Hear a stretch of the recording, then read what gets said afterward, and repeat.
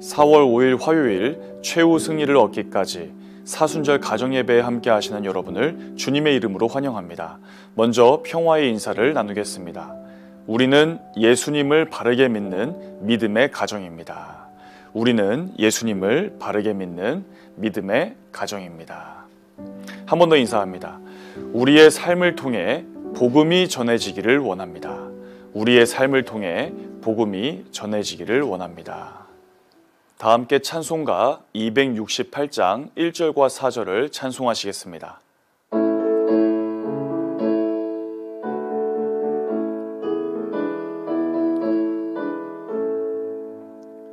죄에서 자유를 얻게 함은 보혈의 능력 주의 보혈 시험을 이기고 승리하니 참 놀라운 능력이로다. 주의 보혈 능력이 또다. 주의 피 믿으오. 주의 보혈 그 어린 양의 매우 귀중한 피로다. 구주의 복음을 전할 제목 보혈의 능력 주의 보혈 날마다 나에게 찬송 주니 참 놀라운 능력이로다. 주의 보혈 능력이 또다. 주의 피 믿으오. 주의 보혈 그 어린 양의 매우 귀중한 피로다. 오늘 가정에서 읽을 성경 말씀은 마태복음 17장 1절부터 27절까지 말씀입니다. 본문 중에서 주제 말씀인 마태복음 17장 20절 말씀을 함께 읽어보겠습니다. 이르시되 너희 믿음이 작은 까닭이니라. 진실로 너희에게 이르노니 만일 너희에게 믿음이 겨자씨 한 알만큼만 있어도 이 산을 명하여 여기서 저기로 옮겨지라 하면 옮겨질 것이요 또 너희가 못할 것이 없으리라. 아멘. 우리는 성경을 묵상하면서 예수님께서 탄식하시는 장면을 발견할 때가 있습니다. 과연 언제 어떤 상황에서 예수님이 탄식을 하셨을까요? 예수님은 이스라엘 백성들을 보시면서 탄식하셨습니다. 탄식하셨던 그 이유는 분명히 이스라엘 백성들을 이끄는 여러 지도자들, 바리새인, 서기관, 제사장, 랍비들이 많이 있었지만 이 백성들은 줄이고 또 목마르고 현실의 문제 앞에서 바른 길로 가지 못하는 모습을 보시면서 주님은 탄식하셨습니다. 그래서 우리 주님께서는 왜 이스라엘 백성을 목자 없는 양처럼 내버려 두는 것인가 하고 탄식하셨습니다. 그리고 예수님은 마르다와 마리아가 동생 나사로의 죽음 앞에서 슬퍼하며 울고 있을 때 이 죽음 앞에서 주님도 가슴으로부터 통탄하셨습니다. 그러면서 주님은 죽음아 어찌 사람을 슬프게 하고 아프게 하느냐라는 말씀과 함께 나사로를 살리신 주님이셨습니다. 그리고 오늘 본문을 보면 제자들을 보시면서 탄식하시는 주님을 보게 됩니다.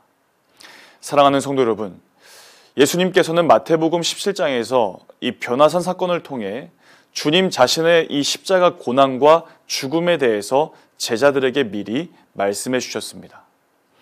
그리고 예수님은 점점 예루살렘으로 가까이 가셨고 더 이상 많은 무리가 아닌 예수님께서 직접 선택하시고 부르신 제자들에게 집중하여 말씀으로 훈련시키시던 때였습니다.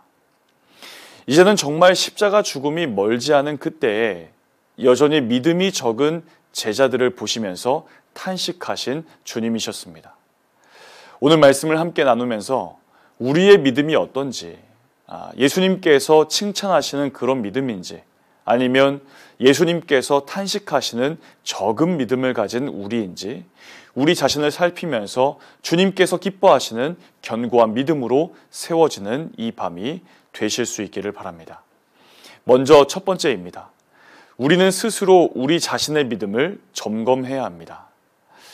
예수님께서 변화산에서 내려오시자마자 어느 한 사람이 예수님을 찾아왔습니다.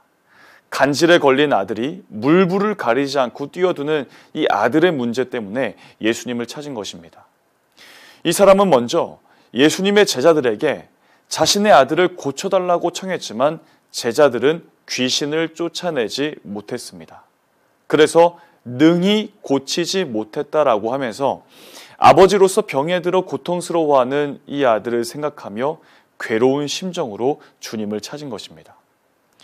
산에서 내려오신 예수님께서 이 모든 상황들을 들으시고 제자들을 향해 믿음이 없고 패역한 세대라고 탄식하셨습니다. 제자들은 이 사건이 마무리되고 나서 조용히 예수님께 물었습니다. 자신들이 귀신을 쫓아내지 못한 이유를 예수님께 물은 것입니다. 예수님께서는 이 제자들의 물음에 믿음이 작은 까닭이라고 가르쳐 주셨습니다. 예수님께서는 이미 제자들에게 질병을 고치고 귀신을 쫓아내는 권능을 주셨지만 믿음이 작아서 그 권능을 행사할 수 없었던 것이라고 가르쳐 주신 것입니다. 주님의 능력은 바로 이 온전한 믿음을 통해서 역사합니다. 문제의 원인은 바로 제자들 자신에게 있었다는 것입니다. 그래서 주님은 먼저 스스로의 믿음을 점검하라고 가르쳐 주셨던 것입니다. 사랑하는 여러분, 우리 역시 마찬가지입니다. 문제를 하나님보다 더 크게 여기고 그래서 염려에 매이고 두려움에 빠지는 일이 우리에게 많이 일어납니다. 그때 우리가 처한 환경이나 상황에서 문제 해결을 찾으려고 하기보다 먼저 우리 자신의 믿음을 스스로 점검해 보실 수 있기를 바랍니다. 그래서 그 믿음으로 주님을 찾고 그 믿음으로 주님의 도우심으로 문제 해결의 능력을 경험하는 우리 성도 여러분들 다 되시기를 주님의 이름으로 축복합니다. 두 번째입니다. 우리는 오직 믿음으로 살아야 합니다. 예수님께서 제자들에게 믿음이 없고 패역한 세대라고 책망하신 것은 제자들뿐만 아니라 지금 이 말씀을 묵상하고 있는 우리에게도 하시는 말씀입니다. 오늘 본문 주제 말씀인 20절 말씀을 함께 읽어보겠습니다. 이르시되 너희 믿음이 작은 까닭이니라. 진실로 너희에게 이르노니 만일 너희에게 믿음이 겨자씨 한 알만큼만 있어도 이 산을 명하여 여기서 저기로 옮겨지라 하면 옮겨질 것이요 또 너희가 못할 것이 없으리라. 겨자씨는 아주 적은 양을 빗대어 말할 때 표현되는 단어입니다. 그런데 제자들에게 그렇게 작은 믿음조차 없었다는 것입니다. 믿음의 양의 이 많고 작음이 아니라 믿음의 유무의 문제입니다. 믿음이 있는 것, 즉 확고하고 견고한 믿음이 있느냐의 문제입니다. 본문 22절과 23절에서 주님은 이렇게 말씀하십니다. 갈릴리에 모일 때에 예수께서 제자들에게 이르시되 인자가 장차 사람들의 손에 넘겨져 죽임을 당하고 제3일에 살아나리라 하시니 제자들이 매우 근심하더라.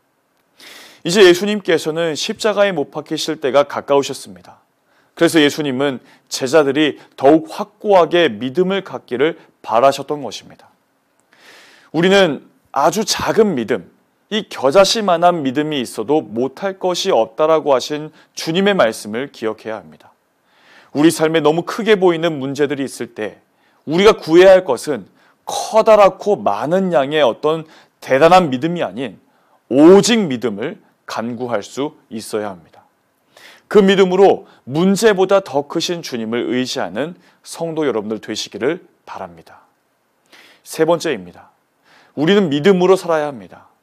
본문 24절 말씀을 보면 이렇게 말씀하고 있습니다.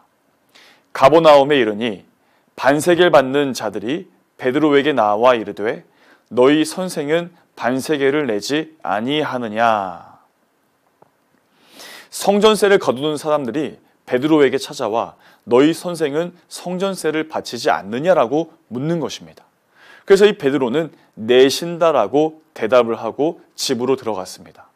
그러자 예수님께서 먼저 베드로에게 물으셨습니다. 25절 말씀입니다. 시몬아, 내 생각은 어떠하냐?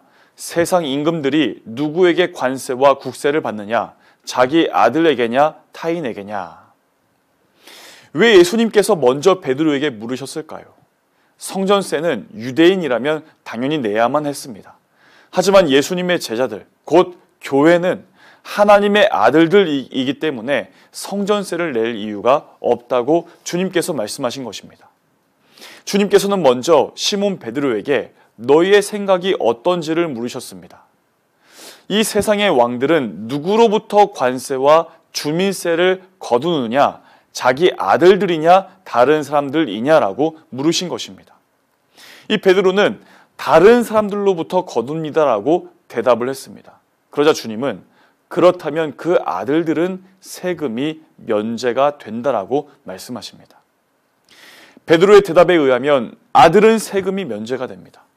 그런데 이 사실 베드로는 앞서서 마태복음 16장 16절을 통해 주는 그리스도시요 살아계신 하나님의 아들이시니이다라고 대답을 했습니다.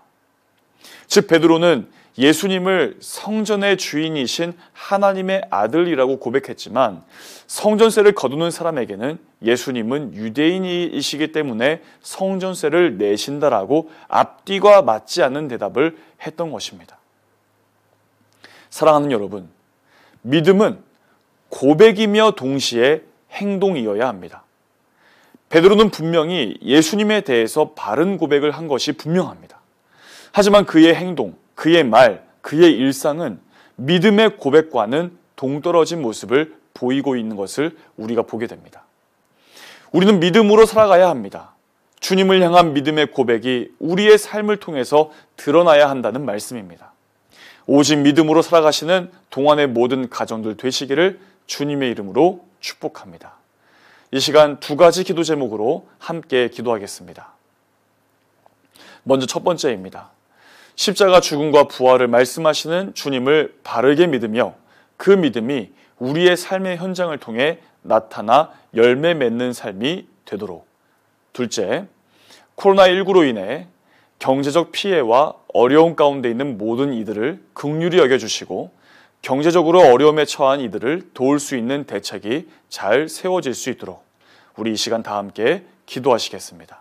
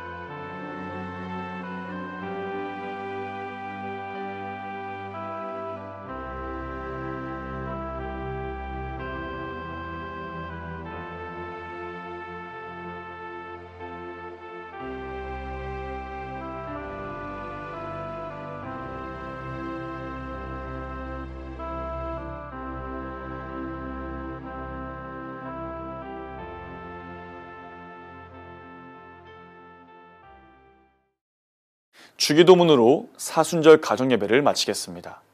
하늘에 계신 우리 아버지, 아버지의 이름을 거룩하게 하시며 아버지의 나라가 오게 하시며 아버지의 뜻이 하늘에서와 같이 땅에서도 이루어지게 하소서. 오늘 우리에게 일용할 양식을 주시고 우리가 우리에게 잘못한 사람을 용서하여 준 것 같이 우리 죄를 용서하여 주시고 우리를 시험에 빠지지 않게 하시고 악에서 구하소서. 나라와 권능과 영광이 영원히 아버지의 것입니다. 아멘.